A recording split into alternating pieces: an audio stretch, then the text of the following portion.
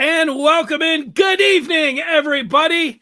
Welcome to Detroit Sports Talk on the fifth chapter, presented to you by CashToBitcoin.com. I'm Dennis Fithian, joined by Brian Jelinek. It's great to see Jelinek back in the house after an exciting weekend of sports. Here we are on this Tuesday. What's up, Jelinek?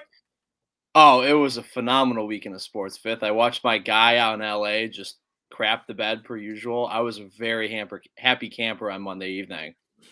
Yeah, people were really on that Rams bandwagon, but the last 2 weeks, I think that thing is broken down. There's a lot of people saying, you know what? I heard Tony Kornheiser today. I was watching PTI, and he's like, you know what? Maybe all those stats he was accumulating in Detroit weren't all that. And we're like, yeah. There it is. Yeah, it was the couple that were dating for 3 months. The honeymoon period was amazing, and then they got into the real world, and they're like, oh, we kind of suck. So here we are.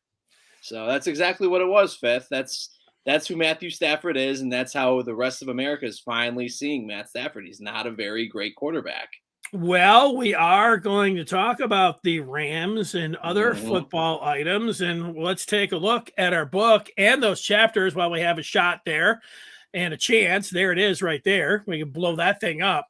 And our chapters here are brought to you by our title sponsor, and that is CashToBitcoin.com. You're like me. You're thinking a lot about it. You're hearing a lot about it, and you want to know how to get involved in cryptocurrency.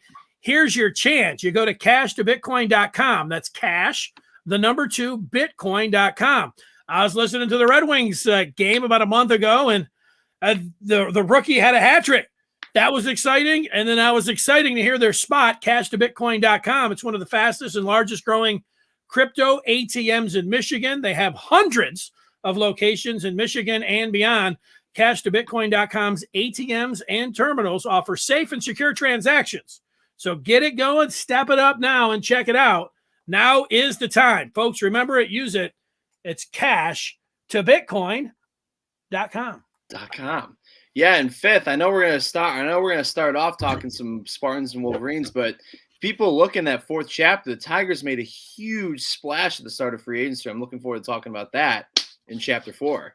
Yeah, it's exciting. They got a catcher, they got a pitcher, and that shortstop. I was going to say really quick. Did you see the whole the tiger emoji, and then it was there, and then it was gone, and somebody was saying it was pasted on there. I don't know.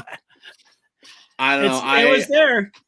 It was an epic day yesterday for all that to go down, and I'm literally looking at my clock and my Twitter timeline every minute to see if there's any news on Correa. So it's kind of stressful in a good way. Yeah, it is. And he ripped Jeter, which doesn't hurt. It's not like he don't love that. Why not? It's not like he came on and said, you know what, Al Kaline was he wasn't Mr. Tiger. Yeah, but it's Derek Jeter. I mean, the man, it's like one of the most likable people of all time. I don't care if he was on the Yankees and the Evil Empire. I mean, Derek Jeter is Derek Jeter.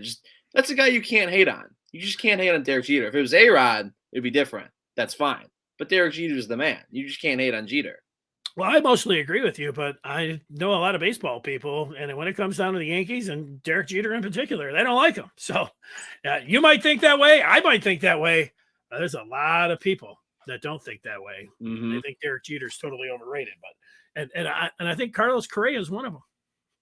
But we'll get to that coming up in the fourth chapter. But as you mentioned, we'll start things out with Michigan and Michigan State. They both had games over the weekend. Both teams had successful games as they both posted W's there. And let's start with your team, Jelinek, Michigan State. They came out and they took care of business against Maryland. And now, usually we talk about the upcoming game on Thursday and look back, but now that you have the gigantic game of Ohio State looming there for the Spartans, I think it's fair to talk about it right now. So I don't know, it was good. If you have anything to say about Maryland, you can, but also your thoughts here on the possibility of going down to Columbus and winning that game. Look, they did what they had to do. They beat Maryland. It's just that simple. There's not a whole lot to talk about the game because Maryland kind of stinks. The only thing they can do is throw the ball. So they did that. They scored 21 points. So that's fine. We're on to Ohio State. It's just that simple. Mel Tucker's been preaching that every single week of the season. And we may be on to Ohio State, but guys, if you could really see me, if I could get this ring light properly lit, you could see just I am sweating profusely already thinking about that game. The Buckeyes, what are they, like a 19-point favorite already? Something ridiculous like that. Look, I'm not looking for Michigan State to go to the shoe and win by any means, but as long as they're kind of I'm not sure if I can say this, Fifth, as long as they're a pain in the ass for Ohio State, that's all that's going to matter. I don't care if they lose by 15 or whatever. They just, as long as they play well against Ohio State, that's all that matters. I think it's that. I think it's just that simple. You can see Pete Finelli, our intern. He's out in State College. He's a sophomore at Penn State. We're going to get to him and ask him what he thought about the Michigan-Penn State game in just a moment. And we just bring him in so you can get a look at him in his Hall of Fame hat that he's wearing there, looking pretty good. But, to me, Pete and Brian and everybody here, as I'd look to Saturday, and if I'm Michigan State, it's not like you have to go back and go like 20 or 30 years ago or, 50 years ago or something else. You really just have to go back to 2015. Michigan State went down to Columbus with a backup quarterback named Tyler O'Connor. TOC. And nobody was giving Michigan State a chance in that game. And Ohio State, man, they had Zeke Elliott. I mean, they were stacked. I mean, that was a stacked Ohio State team. And MSU went down there and in the wind and the rain, and they beat them. And they ended up going to the college football playoff. So things can happen like that. And I don't think anybody's going to pick them. But you know what? Ohio State's offense looks really good, but their defense, if you could score, I mean, can you get a couple stops and can you score? How are you going to beat Ohio State? You need a great running back. You need a great running back, and you need to be able to throw the football and, have some dangerous receivers.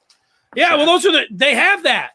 They have that. Can they get a couple stops? Like, Ohio State's offense looks unstoppable. Michigan State's secondary, it looks like you can really throw on them. So Ohio State's going to score a lot.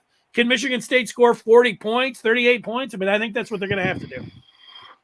Yeah, they're going to have to do that, and I think they are capable of it, but I just don't see that happening against Ohio State. Ohio State is just unreal in every way, shape, and form, and that is a good point to bring up the 2015 year with Tyler O'Connor going to the shoe and winning. It's just Michigan State does play better when everybody's counting them out, stuff like that. I understand that. But, man, just at the end of the day, Ohio State already has one loss. All three of these teams, Michigan, Michigan State, and Ohio State, are all controlling their destiny this year. So all teams are going to be playing as hard as they possibly can and to just steamroll every opponent they're playing. And I just think if you're looking at all three of the teams, Michigan, Michigan State, and Ohio State is clearly the better team. So at the end of the day, I think the Buckeyes are going to win. Just give me Michigan State to cover. I think I'll be a happy camper. If Michigan State can be within 10 to 15 points, job well done. I'm not going to hate on it. Remember, year 2 of Mel Tucker, nobody complain where we are right now. And not everyone's going to go up and say, like, oh, my God, they lost to Ohio State. Listen, Michigan State Stars aren't supposed to be 9-1 right now. It's year 2 of Mel Tucker. They were terrible last year.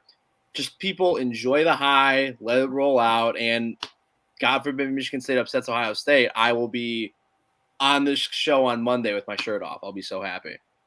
Tuesday, excuse me. And not that I'm looking forward to seeing you with your shirt off, but I think you are. Pete is. It would be pretty exciting. That would make us. Pete might be. You know what? Then we would be rooting for Pete's Penn State team to pop you in that last game. So Michigan would have a chance if they would beat Ohio State. And speaking of Pete, you have student tickets to go, over there to the stadium, Beaver Stadium. Were you there on Saturday? I was there and I was cold. That was not a fun day at all.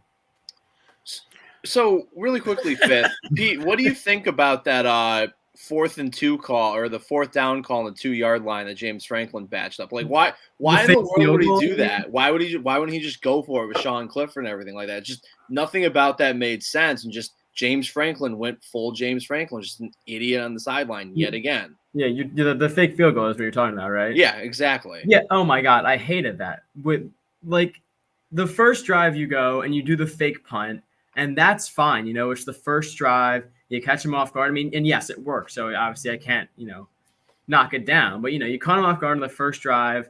That was a huge momentum thing. That was fine. But then you go down on your second drive, 4th and 2. You're on the 2. and you're lining up for the field goal, the only thing running through Michigan's defense, special teams defense, the only thing running through their mind is, okay, let's just make sure they don't run another fake on us and, pull something. So you're not going to try to block a short field goal like that. So they're ready for the fake, and they tried to fake it, and they looked stupid. Yeah, it's just that simple. The other thing is it took Michigan till their fourth drive to get a first down. And Penn State in that time went up 3-0. That is all that they managed to do in that allotment of time, which is pathetic. Yeah, well, meanwhile, it was just a 1-point game at the half. And then, you get into the fourth quarter and Michigan goes 3-and-out to start the fourth quarter. And then you have a drive where you score a touchdown and get a 2-point conversion. And Pete, I was feeling like, shades of the Michigan State game because, Michigan was doing pretty good in that game. Right. They had a lead. It wasn't that comfortable, but it was kind of comfortable, or it felt like things were looking good. And then here's Penn State not only scoring, but also converting fourth downs along the way. What did they hit? 2 of those, and actually 3 if you count 4th and goal down there. 3 4th downs, and then they get a 2-point conversion. It totally felt like Michigan State from 2 weeks earlier. It's 14-14. Michigan gets the ball back. 3 straight plays. One of them's knocked down. One of them's a run for -1 yards, and then a strip sack and a fumble in their own end. And, Penn State's got set up shop there, and the stadium's going crazy. They did, which was key, that it was just a 3-point game. But, man, you had to be feeling pretty good. Everything swayed. There was a complete tidal wave going Penn State's way that a particular moment. And with 6 minutes left in the game, it looks like you guys are going to win it. Yeah, I really don't know. And you come back, you're talking, they got it. They scored on the fourth. Look at them. They scored on the fourth. I thought I saw you there, Pete, for a second. Did you have one of those white pom-poms going? Of course, yeah. Yeah, I saw you. But you mentioned the 4th and goal later in the game. They went for it and they got it. Why not do that earlier in the game? Or at least if you take the field goal, if everything else is the same at the end of the game, it's 21-20. Something else, something a little bit different happens. Maybe Jordan Stout doesn't miss that one field goal. Maybe you get a touchdown instead of a field goal off the fumble. It all comes back to that fake at the beginning that didn't make you look stupid, and just little things here and there. That really, there was no reason that they should have lost that game. Well, Pete, let me go ahead, Joe. When you look at Penn State, it's been a tale of 2 teams basically all year. Sure. There's points where Penn State looks like they're the best team in the Big Ten, and without a doubt, they just look unbelievable. And you got that really good Penn State in the first half of that football game. And you're like, oh, this may be a long afternoon for Michigan. But basically, what happened was, after that stupid fake field goal, just in my opinion, that's where it all went downhill for Penn State. They may have played well after that, but for the fact that you can't settle for field goals, and that's exactly what happened with James Franklin. You're going to lose big-time football games. And on the flip side, good for Jim Harbaugh. I got to give him the credit on that. I mean, he went to Penn State, a place he's never done very well, on the road, a November game. Michigan got the job done. Jim Harbaugh got the job done. That's what good football teams do. They win. It may not always be pretty, but they won the game. So that's all that matters for Michigan right now. Absolutely. And we got a comment from Chris saying James Franklin's heading to USC, and honestly, that's fine. They can have him at this point. He has not produced anything in his years here. Last year they were horrendous. This year they've underproduced with a top defense, a receiver like Dotson, and Clifford's. He's on and off, but he's still a good, serviceable quarterback, and they just have not produced. So you know what? If USC wants him, let's change the culture here. Let's do something big. Wow. Well, you know what? It's interesting. There was some movement. Not only is the SC job open, we know that the LSU job, and that's where, Mel Tucker, there's a possibility, and I've got more on that. Virginia Tech fired their Lincoln coach Riley today. Well, Lincoln Riley's under fire. He's still the coach at Oklahoma. I don't think he's going anywhere. Gary Patterson is out at TCU, and then Jimmy Lake at Washington's out. There's a lot of moving pieces there. And you're right, James Franklin, LSU, Penn State. His name has been linked there. We do know that Mel Tucker's name to LSU has been out there. And then the item today, let's just get some of these this feedback that's coming in here. Chris says word on the street is that the MSU president is the only roadblock to a Mel Tucker extension. Dave says Pete looks like the little boy on Home Alone. You do look like Kevin McAllister. You do have that look going. The new Home Alone or the old one? The old school. The old one. Yeah. You can't. Okay. I'm not even going to watch the new one. I don't want to ruin the old one. MSU is going to get exposed, according to David. That'll be an interesting game to see. I thought they hang around. Today, Jimbo Fisher, the head coach at Texas A&M, you hear coaches all the time talk about, I'm not going anywhere. It's crazy and everything else. And yet Jimbo Fisher was pretty emphatic. He's like, I got the greatest recruiting class in the world. I'd be the craziest person ever to leave here. I'm paraphrasing him, but it was something like that. But man, he left Florida State after winning a championship. He took the money from the AD who's now down at LSU, who wants to make a big splash, who will throw tons of money at Jimbo Fisher. But if Jimbo Fisher does not go, I think that Mel Tucker's, the chance that Mel Tucker goes in there, I think they zero in on him. He certainly then, I think Fisher is their number one choice, but I think Mel Tucker is in there 2 or 3 somewhere. So, keep it close against Ohio State. You might be seeing one of the last games from Mel Tucker. What do you think, Jelinek? You feeling good about keeping your coach or not? I feel fine with Mel Tucker not going anywhere. I really don't think he will. I think there is some sort of weird culture thing going with Michigan State. I think he fits the mold perfectly for the Spartans, that underdog mentality. But I'm really going to start hyping up the Lincoln Riley thing going to LSU, just for the fact that Oklahoma's going to be going to the SEC soon. They're going to get waxed every time they play. It's just a different brand of football, and they have no defense. I could see Lincoln Riley jumping ship and going to LSU because it's an established team. You automatically are going to recruit better than what you did at Oklahoma. You're going to get bigger, faster guys on the defensive side of the ball all day long on Lincoln Riley going to LSU. I love that idea. Yeah, I don't know. I suppose there's a chance if they write a big enough check. But, Oklahoma, if you look at the recruiting, they've been right there with LSU. So I'm not sure that you get that much more of a recruiting advantage. Maybe you do. I don't know. But I think if Lincoln Riley goes anywhere, I could see him going to the pros. But, LSU, that S in the middle is a big dollar sign. So maybe they would go for Lincoln Riley. I don't know. Lot of interesting things. Somebody, David talking about Anthony Lynn going to Penn State. How about that after having issues with the Lions as an offensive coordinator? Paul talking about Iowa State and Kansas. Any more talk about them coming into the Big Ten?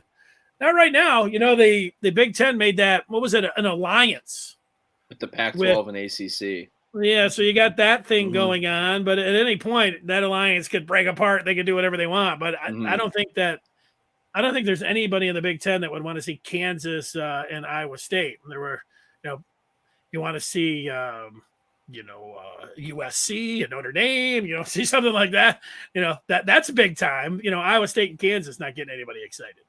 I would love the Big Ten to go out and get Notre Dame. I think that'd be awesome for the conference and stuff like that, and just give Notre Dame an actual conference to play with. So I love that idea. I like the idea of bringing in something like an Iowa State or Kansas as well. So who knows? I don't have a problem with it. Big 12 is going to die, so you might as well poach better teams for football and for basketball at the end of the day. You might as well do it. I just like to see big time teams, like if it's Notre Dame and USC or Oregon and USC or USC and UCLA. None of them I'm bored. I'm not so much bored with Kansas. Although, Lawrence is pretty close to Kansas City, which is a pretty big market, and the Big Ten eyes those eyeballs and everything else with their and they did just beat Texas, so you got that going for you. But all right, any more points here? Michigan's got Maryland. You think you saw Maryland and what they brought to the table against Michigan State? Jelinek, you think the Terps at home give the Wolverines any problem? No problems. Aiden Hutchinson, that defense going against Tagovailoa, all that type of stuff, zero problem. Not worried about it at all. Michigan will win, no problem. Be a good warm-up game for Ohio State the following weekend. You worried, Pete? No. I mean, yeah. Maryland just came off of a loss from going to Penn State and then Michigan State, and then they're just beat up. They're tired at this point. They want to be done. Yeah. Michigan, like I said, is controlling their own destiny. They're going to play. They're going to go out and play hard against Maryland, against Ohio State, all that. Look what they did to Penn State. record-wise, Penn State is still a good football program. I'm not going to sit here and say they're not that good this year, but Penn State's a solid team. Michigan did what they had to do. They're going to do it again. They're going to do it against Maryland next weekend, and they're going to. I have no idea about Ohio State yet, but they're going to go out there and play well against Ohio State. And before we move on, bringing up Chris's comment, I totally agree with this. The East has way better teams, whereas the West is like just a bunch of okay teams that show up here and there. Whereas over here is Ohio State, Michigan, and Penn State. Whereas you got like Iowa and Purdue in the West. Bring back legends and leaders. I'm all for a shakeup. Like nothing stands for very long. You mentioned legends and leaders. They did away with that. You bring other teams in. Change it up. Don't have any East or West. Or do it any way you want. To change it all the time. I don't care. I want to see more teams in the college football playoff. I'd like to see them go to 12. I'd like to see the Big Ten moving around, stack the teams, change it up, make it fun, make it interesting. You don't have to stay. There's no tradition of, having the Big Ten East has to be, Penn State, Ohio State, Michigan State. And, it doesn't have to be that way. So those are more, to me, off-season topics. We stay on focus. We got the games and everything to talk about now. But I know those kind of things seep in because people talk about it so much in the off-season. And the college football playoff, is there. So, but we've got big games coming up this weekend. We're still hot on them. Let's you guys got anything else? I got one last comment before we move on. This is from David. Do you think Luke Fickell is the coach of the year? No, Mel Tucker is the coach of the year, just for how bad Michigan State was last year. Going to this year, being in the top 10 of the CFP, nobody projected him to be good. So Mel Tucker's absolutely the coach of the year. Even if he loses out, he's the coach of the year without a doubt. Well, I think you've kind of painted yourself into a corner a little bit. If we're voting today, I think Mel Tucker is a fine choice. But, if you just said that if he loses 2 games in Cincinnati, they're sitting there in the college football playoff at number 5. They end up getting in and, they're in the college football playoff and they go undefeated. I mean, you can make a case for Cincinnati as well. But, I'll give Mel Tucker the vote today. Yeah, that's a fair point. We know one thing that Pete's not casting his vote for James Franklin. No. I don't think anyone is. No, let's move on to chapter 2.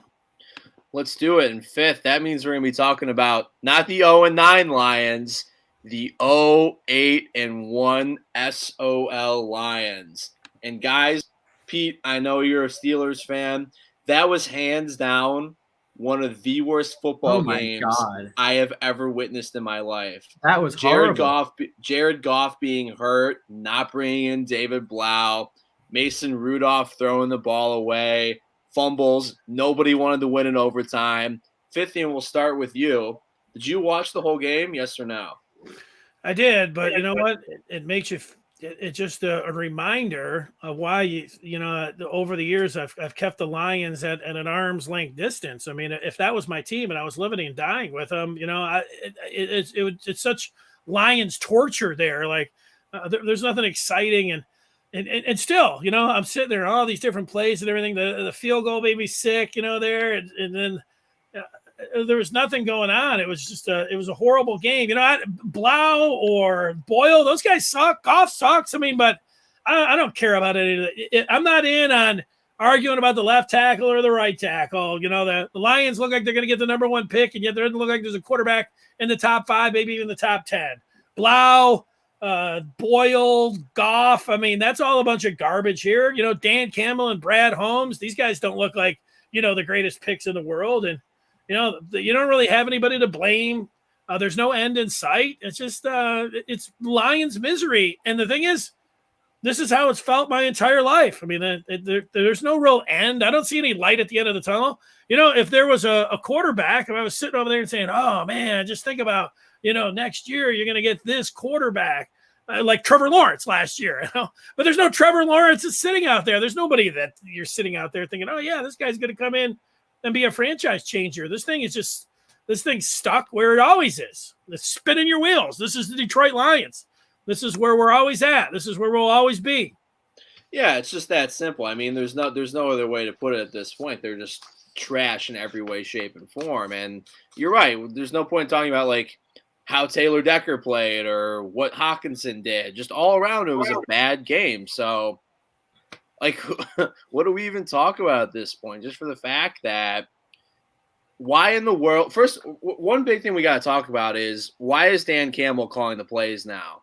So that's basically just saying that he has no faith in Anthony Lynn. He thinks Anthony Lynn's doing a bad job and that Anthony Lynn's not going to be here at the end of the year. So I don't understand where Dan Campbell, who's never been a coordinator in his life, is calling the plays now. So someone has to explain that to me because that makes zero sense. I mean, because you're 0-8. It's like let's try something else. Here's our new coach. We think very highly of him. Let him call the plays. See what happens. You're facing a very injured Steelers team with Mason Rudolph. What the hell? Like, you know what? What's the worst that can happen? We lose the game? Well, I mean, it's just for the fact that Dan Campbell's calling running plays on 3rd and 12 and 3rd and 10, which it's fine. I get it. Goff was hurt, but why is Goff in there in the first place? I understand that David Blau is not the answer, and people who are saying that Blau should start the rest of the year are insane. But David Blau could throw the ball on Sunday. Why is David Blau not playing in that game with your $32+ million a year quarterback? Whatever his salary is, why is he in? Keep the guy healthy. I think you guys are both right. I think one, like you're a winless team, so you try something for a spark, but it doesn't work. It looks like a panic move. And to your point, it's not like he called up anything that worked. Goff couldn't throw the ball across the street or hit anything. So yeah, you try something different. But when it doesn't work and you've never done it before, the big red nose might as well have been a big round one because you look like a clown over there with that Denny's sheet trying to look for a play and nothing worked. So it was a panic move that backfired, and you understand why he did it. But, he kind of looks like a clown now. Yeah, he's just showing that, look, like, I'm calling the plays now so you can put a bigger target on his back. It's that simple. Like, with Anthony Lynn still calling plays, you can say, wow, Anthony Lynn was terrible. That's why we're going to fire him at the end of the year. But now there's literally going to be zero excuses for Dan Campbell at the end of the year. All right, here's some feedback for you guys. You guys can all weigh in on this. And, Rob's the big Lions fan. He's still picking them coming up. David said the Steelers should have started Haskins, not Rudolph. Pete, that's right up your alley. What do you think of that? I absolutely think they should have started Haskins. I know he has a work ethic problem.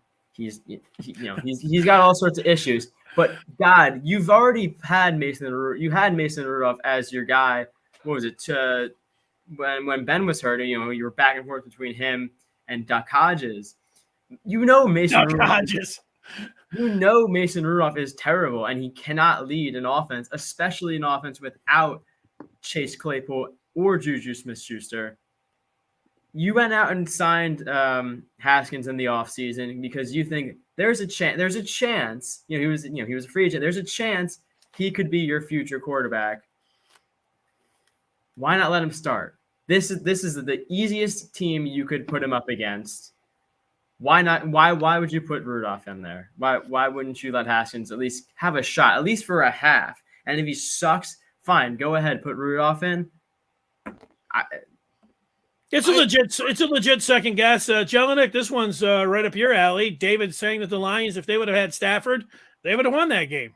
Anybody who had Matt Stafford won that game. Anybody who basically, if your team doesn't have Mason Rudolph or Jared Goff on your team, you're winning that game. It's just that simple. Both teams were atrocious. I mean, I'm not going to sit here and say I'm not going to play the Stafford game. There's no point.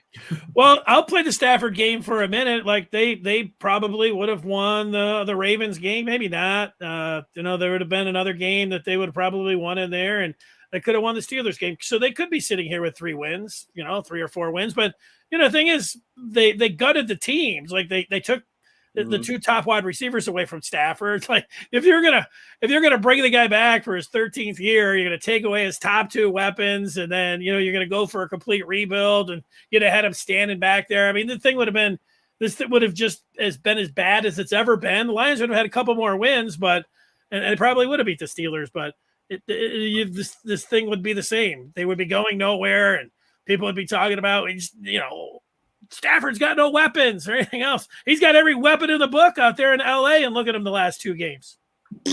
I know, exactly. It's just that simple. Yeah. I was waiting all day long for that. Yeah.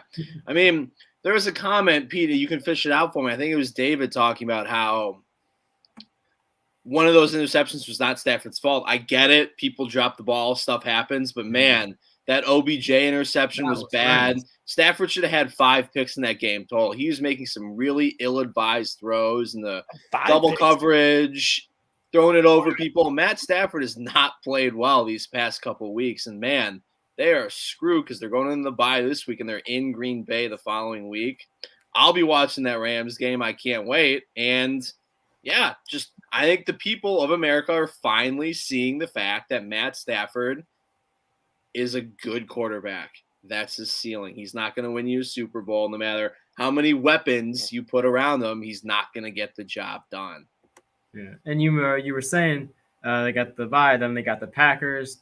To continue with that, after the Packers, they have the Jaguars, which, whatever. But then they have the Cardinals after that, who they've already lost to. Mm-hmm. And that could be 2 losses in the next 3 games, and they're just slowly on the decline.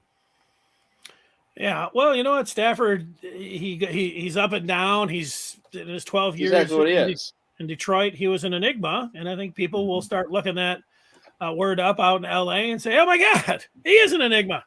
Paul saying that they could keep losing. The Lions would have those that second first-round pick. It'll be better, but does it matter? I completely understand that line of thinking.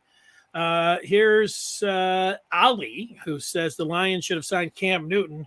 Another missed opportunity for a losing organization. Well, I'll take that one. I think that the Lions could have gone out there and they could have brought in another quarterback. But look, they decided to go with a 2-year plan with Jared Goff, and they're not winning any football games. So, this thing is careening towards maybe they'll win a game. Maybe they'll go and have that goose egg there, and it'll be an embarrassment. But even if they go out and they have another quarterback next year, Goff, they're not going to cut. I think Goff will be on this roster next year. He might not start, but he's going to be on this roster. Don't you guys think so? Oh, yeah. Yeah, he's going to be the starter next year. They're paying him a ton of money. I understand that he's not very good and he's not their guy, but who are you going to bring in? Who in the world, what free agent's going to want to come to Detroit and be like, wow, look at those sweet weapons that are on the offensive side of the ball. Like, I want to play there. There's no way in hell you can lure any free agent quarterback to come here. Well, not a good one. I agree with you on that. But they could find somebody who's just looking for a shot that could come in, and you're thinking about, all right, maybe you'll go to him. And it's the same thing. I don't think that they're going to draft a quarterback early, but they could draft one in the 3rd or 4th round, and then people will be clamoring for him, and then you would give that guy a shot. So, there are plenty of QBs that'll be looking, and somebody.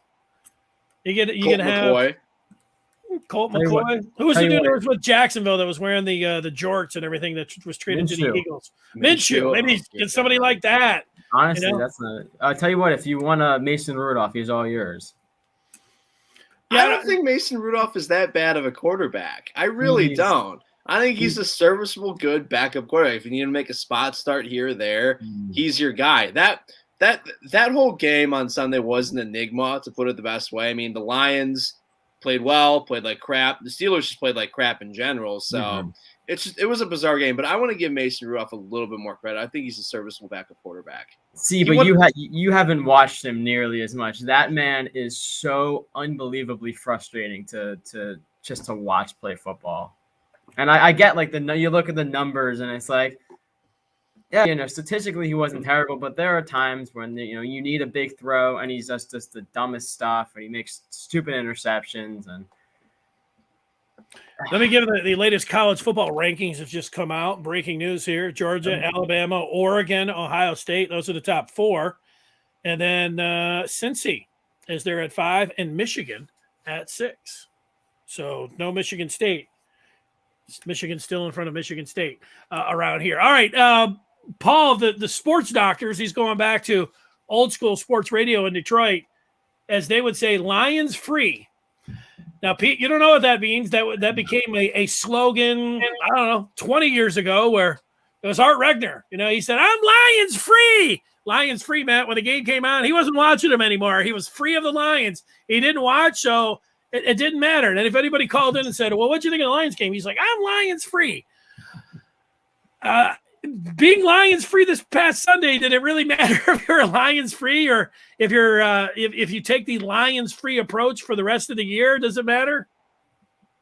It doesn't.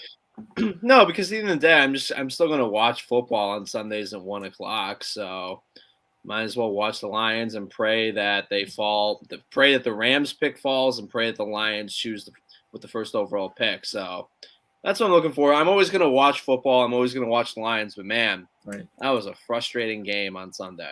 I'm always going to watch them, too. I would like to see something, come up that's positive. DeAndre Swift's, positive. Maybe Hawkinson goes off. Maybe somebody somewhere that, not Anzalone, but, somebody else that you're just watching. You're like, hey, man, look they found somebody. This guy could be a player, but, Are we coming back down to earth a little bit on TJ Hawkinson? Just he's not that great of a tight end. He's a good tight end. He's a solid tight end. He had some bad penalties in that game on Sunday. That stupid shot block, a holding call, take him out of field goal range.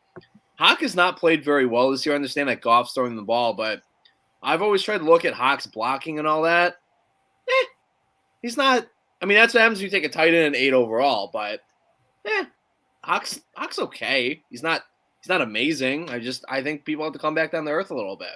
He's still one of the better tight ends in the league because, frankly, there's a couple of guys up at the top. There's your Kelce's and Waller, and there's Kittle, but then you kind of go down and it's like, who really is there? I mean, no one besides those three names. You got Hawkinson, you got Pitts, you got Schultz, but besides those top three, it's kind of like anybody's game, really.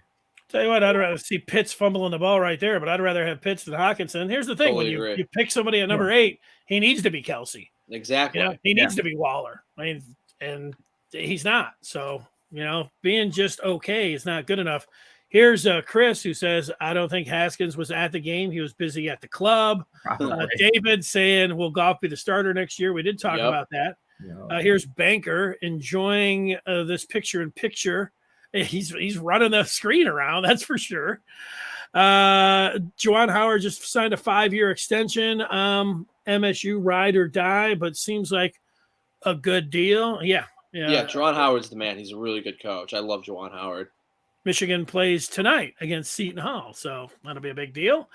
Here's another one from David. Lions could bring in Jacoby Brissett or Teddy Bridgewater. He's talking about for next year to compete with Jared Goff. Yeah, somebody like that. Minshew, Brissett, maybe if the Texans aren't sticking with Tyrod, I could see him. He showed up that first game. Not Davis Mills. Yeah, I would think a younger guy or somebody that you think at least that might have a shot. I mean, those guys are basically like Goff is going to be a placeholder for a rookie quarterback. You got the old guy or you got the veteran, then you have the young guy to balance that out. What we're talking about is bringing somebody in that at least could be a halfway decent starter, could be better than Goff. I think you probably want to try somebody young. And I think that's the direction that they should go. Here's Beth. A good choice. Who should the Lions pick with the number 1 pick? If I had to sit here today, I would say that I think that they should trade out of it, but I would say Thibodeau, the defensive end from Oregon right now. If I had to make the selection today, that would be the pick. Don't trade out of it. Take Thibs out of Oregon. Just call All it right, we need it. We're kind of getting into the craziness now. Here's somebody that wants Tim Tebow for the Lions. At tight end or quarterback? Good quarterback, man, all day long. Bring in Blake Bortles. All right, yeah. It's the boat. It's deteriorated. It's gone down. We got to move. It is. That gets us to the 3rd chapter. And we stay with the NFL. We want to know we want to tell everybody what our Super Bowl picks were before and now, as you can see there, chapter 3, Super Bowl picks then and now. I had the Titans and the team that beat the Rams last night, the San Francisco 49ers, before the season. And, the Titans, if you look at the AFC standings, they're sitting atop the best record at 7-2, except that they lost Derrick Henry. And so I don't feel good about that pick anymore. But, looking at the Bills, Ravens, Chiefs, Chargers, I would pick one of those 4 teams. If I didn't pick the Titans, I think I'd pick the Bills. And the 49ers are on the outside looking in. I love how they're using Debo Samuel. You know how the Falcons are using Cordell Patterson out of the backfield, Because wide Mike Davis receiver. is He's a dead. running back. They have He is. nobody there. But Debo Samuel, the 49ers are doing that out of the backfield. I like that. You get a guy that's, a little bit bigger and run him out of the backfield. I like what they're doing there. I still like the 49ers. But if I had to pick in the NFC, I'm picking out of the Pack, Cards, Bucks, or Rams. I'm not picking the Rams. I don't like, it gets down to who you like. I would still pick the Bucks, although it's tough, and everything is a toss up. I would still those would be my picks. The Bills and the Bucks, the Bees, if I could select again right now. What about you, Jelinek? Yeah, I was going back and forth on this all day. I think I had a repeat of last year of Chiefs and Bucks, so that's obviously not going to happen just for the fact that I'm not really buying a lot of the teams coming out of the AFC. Football's been weird in general all year this year for really good teams playing like crap, stuff like that just happened. It's just been a roller coaster for good football teams in the NFL this year. And I don't want to say the Chiefs just for the fact that I still think they're broken. They've played better as of late, but they're still broken in my opinion. I think that defense is horrendous in every way. But I think I'm going to go with the Bills for sure, just for the fact that Josh Allen's going to play better. They got Stephon Diggs. They have a complete offense. Like, I love the Bills, and when they're rolling, they are unbelievable, and they have a defense that can play well and back it up. And from the NFC, it's definitely not the Rams. I have that highlighted in my notes right here. I knew you were going to pick them. Matt Stafford's not going to win a home playoff game for them or anything like that in the prime time, but probably I got to go with the Bucs just for the fact that Leonard Fournette knows how to run the football. Again, you got Antonio Brown, you got Chris Godwin, you got Mike Evans. It's an unstoppable offense. And they've lost 2 in a row, just like the Rams, though. They have lost 2 in a row, but at the end of the day, Washington. I get it. I understand that they have not played well, but at the end of the day, I think they are the best team in the NFC. Sure. They can beat the Pack. They can beat the Rams. They can't beat the Washington football team, but the Washington football team's not going to be there, so it doesn't matter. Yeah, they beat the Pack last year. You're right. Yeah, and just one sneaky team that I want to put in the mix, even though I hate them with a passion. You got to give a little love to the Cowboys, man. When they're on, they are freaking on, man. That offense is really good when they're clicking. So, all right, I can see it in an NFC Championship game, but give me the Bucs. Before I get into mine, David in the comments saying Ravens Cowboys Super Bowl, and that would be my worst nightmare because I hate both of those teams with a passion. So that would suck. Yeah, before the season, I had the Titans like you fifth, and I had the Packers. Yeah, like you said, the Titans, no Derrick Henry. Julio's out for a while, and he hasn't really done much. Mostly Derrick Henry's the big loss. So they'll get to the playoffs, but they won't go far without him. So for the AFC, I'm also going to take the Bills. I know they've been on a kind of a slump, but I think they'll bounce back. And then NFC, I'm sticking with the Packers. I think Rodgers is I think it's gonna be a Rodgers-Brady NFC Championship. I think it's finally gonna be time when Rodgers, he said that they win the NFC Championship, and he beats Brady. Yeah, I think at the end of the day, an NFC team's going to win the Super Bowl just for the fact that the AFC's looked like crap. So inconsistent. Exactly. It's just that simple. The whole NFL it's been inconsistent, but the AFC especially has been inconsistent. So I like the idea of the Bucks Pack NFC Championship game. So you're saying who are the two now you're picking? Just say it again, Pete. Bills, and I'm sticking with the Packers. Bills and Packers. All right. Great job. We'll talk with you again. It's time to get to the 4th chapter. Before we do that, we want to thank our presenting sponsor, and that is cashtobitcoin.com. Cashtobitcoin.com. I love it. And with that, we go into chapter 4, and the Tigers made the first splash in free agency, bringing in Eduardo Rodriguez, who declared free agency from the Boston Red Sox on a 5-year, $77 million deal, which could be kicked up to $80 million over the 5 years for incentives and all that. And fifth, before we get to you, man, I love the signing. Dude eats innings. He's just a good pitcher. He's a good veteran pitcher to have on his staff that features Casey Mize and Tarek Skubal, younger guys.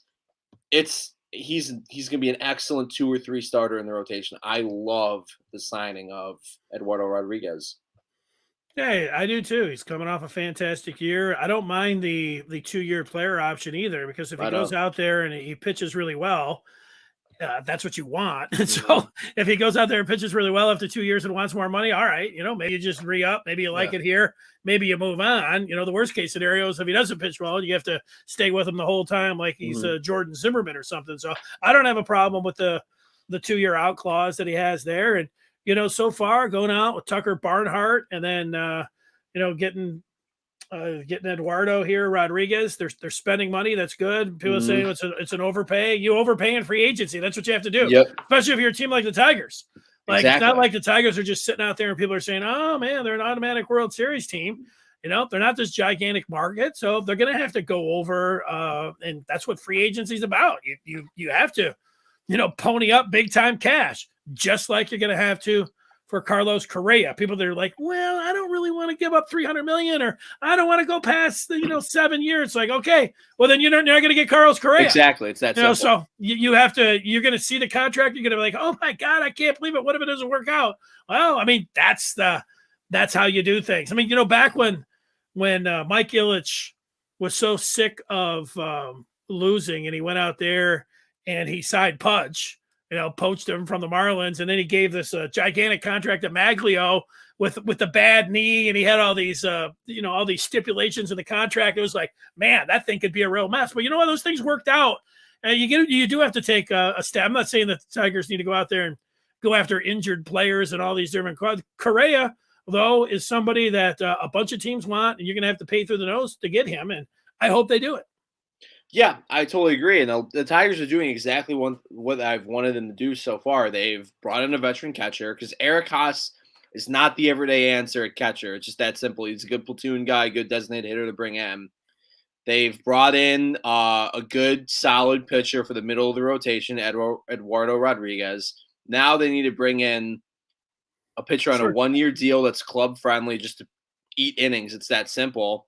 And bring in Carlos Correa. Obviously, it has to be Carlos Correa. Don't bring in Trevor Story, and Corey Seager's going to be way too much money compared to Carlos Correa. And finally, I want a corner outfield bat. I want a more consistent bat in the lineup. And I mean, the Tigers had an $80 million payroll last year, so you bump that up by, what is it, 15, 16 million to 96 this year. They still have a ton of money to spend at the end of the day. So spend the money. Bring in one more bat for the outfield. Bring in that pitcher. Bring in Correa. We're good to go. I think the Tigers have a chance. I think their ceiling this year is going to be competing for a wild card spot, without a doubt. I really do. Yeah, I mean, it sounds good. Bring it, like, just going after it. And Correa sounds good, and I think they should do that. Think about the outfield, like, Badu's in right and Grossman's in left, and we know that it's going to be Riley, Green, and then a mixture of some guys until Green gets up there. So I don't know where you're going to go out there and look for some premium bat. You want to find somebody that, you've done your scouting, and just like you're talking about another starter there. Yeah, this is where you come in. And, you and I can go out there and go get Carlos Correa. That's Mhm. where these guys have to go out and find somebody as a platoon, and, find somebody at the end of the rotation, and these guys that can work. It's up to them to go out there and do that. So let's see it.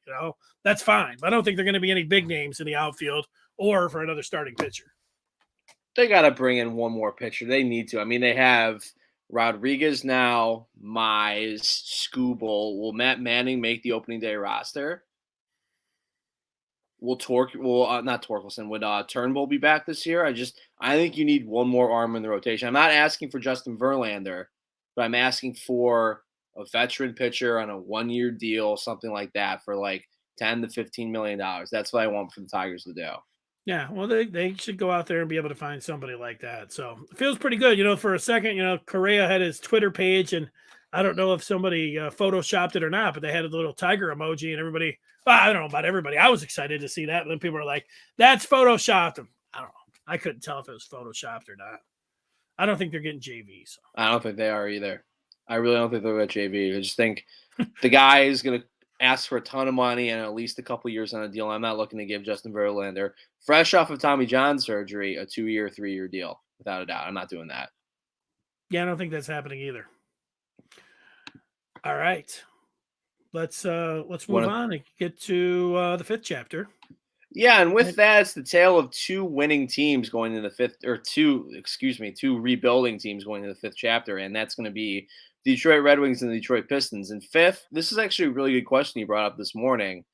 Who are you watching more of? And I just think it's simple. It's a simple answer for me, and the fact that it's the Red Wings, just for the fact that a rebuild actually looks like it's working. The Yzer plan is working. You got Lucas Raymond, you got Mortis Seider, you got Nedeljkovic between the pipes. Dylan Larkin's playing well. Tyler Bertuzzi's playing well.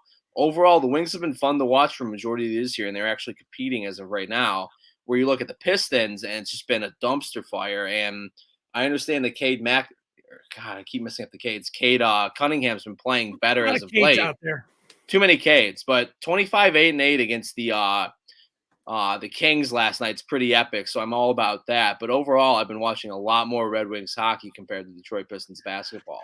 Yeah, I've been unlucky. You know, I'm not going to see either of those teams on the weekends because I'm going to watch football late into the night, and so it's going to have to be during the weekdays. And I drew a couple bad straws here with the Pistons. I watched them Friday night take on the Cavs. I mean, it was a boring game.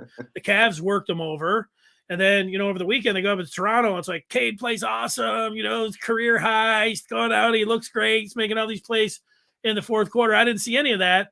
And then last night, I'm watching him against the Kings. The Kings come in and punch him in the face. And, you know, Cade had a nice dunk. But, you know, they you know, the game was over in the second quarter. I mean, they got clowned.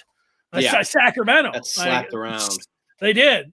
And so, you know, here it is. Like when finally the Pistons do something that I want to see, I'm not watching them. But, you know, the Wings coughed up a lead last night, but they have been the better team and the more exciting team and the team that you can look at that's playing above expectations, the Detroit Red Wings. So I would go with them as well. And I was just taking a look at it. The Red Wings are in action tonight, taking on Dallas. They'll drop the puck in about just a little bit under an hour from right now. Yeah, and just it's that simple. I love watching Dylan Larkin play the potential he has. Lucas Raymond has been electric to watch. He's awesome. Seider's been great both on the power play and penalty kill, all that. I love watching Seider play. He's huge too. And for the most part with Grease and Nedeljkovic, I think the goaltending has been good, above average. It's been good to watch. So I'm not complaining on the Wings front there at all. I mean, just looks like they're finally moving in the right direction. And when they get and just in the next couple of years, they're gonna be looking pretty good. I'm really happy for that. Yeah, and you know what? These teams are fighting for a lot of you know, your eyeballs and entertainment. There's a lot of things going on right now, and for the Pistons to get off to the kind of start that they did, not have Cade Cunningham, all of a sudden it was like, wow, the buzz for them went way down. Meanwhile, the Red Wings, they're bringing up their rookies, and you already mentioned Raymond and Seider, and they're playing well, and you got new goaltenders, and you're like, wow, man, this is pretty good. And so, you know, they have buzz. Pistons, you're not so buzzy right now. No buzz. You got to go out there and put together some winning streak. And, you know, maybe you know, you're going to start seeing some of these second rounders. Garza was out there last night. They're bringing up Livers. So, you know, maybe those guys can do something. But you got to win some ball games and have the young guys do well like the Red Wings are doing, you know, to steal back some of that thunder from the Wings if you are the Pistons. So yeah, one last thing, Jeremy Grant has to play a little better too. He's only had a couple of games where he scored over 20 points. So we need Jeremy Grant to be like Jeremy Grant of 2020. We need him to be playing better. And Killian Hayes is to be a little bit more consistent instead of being good and then really bad and then good again. So I need more consistency from Killian Hayes. I need Grant to be better. Yeah, you know, it hurt them that they lost Kelly Olynyk, you know, for a long Really time. hurt. Somebody coming off the bench, and you know, to Killian Hayes, like they've moved him to a shooting guard, which is weird because but his jumper looks a little bit better, and so there could be something there. I think he looks like he could be a defensive stopper, so maybe there'd be something with Killian Hayes. I haven't written him off yet, so but big year for him to make take some steps forward here, where he's playing, you know, combo guard. And where you thought they were, you know, drafting him to be the point guard, but that only lasted until they got Cade Cunningham. So that's where we're at right now. All right. I know Rob's going to be picking the Lions, you know, coming up on Thursday. That's for sure. You get a picture of I see Kelly Olynyk there. That's it. I got to see him for a long time. We will see Pete again Thursday. He'll be making the picks. He's moved into your slot, and Good. Pete, you've done a great job making the picks. You know what? Last week's picks were rough. Let's just a little teaser for Thursday. They were rough. I picked Michigan to 20-17. I feel like I should get like more than one, but I almost nailed it. This is going to be my pick for Thursday when I'm not here. Browns will absolutely cover the 10 points. It's going to be a get-right game. Yeah. Browns are going to play well. Just picked up Austin Hooper for fantasy because Tyler Higbee's out, but Browns will cover. That's a hate pick, but I get it. I did that last week. Right about that one.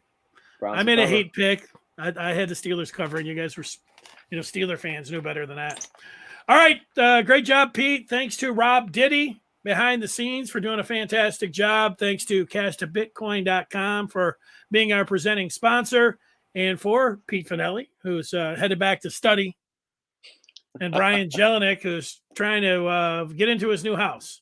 I'm Dennis Fithian. We will talk with you next week. Say goodbye to everybody.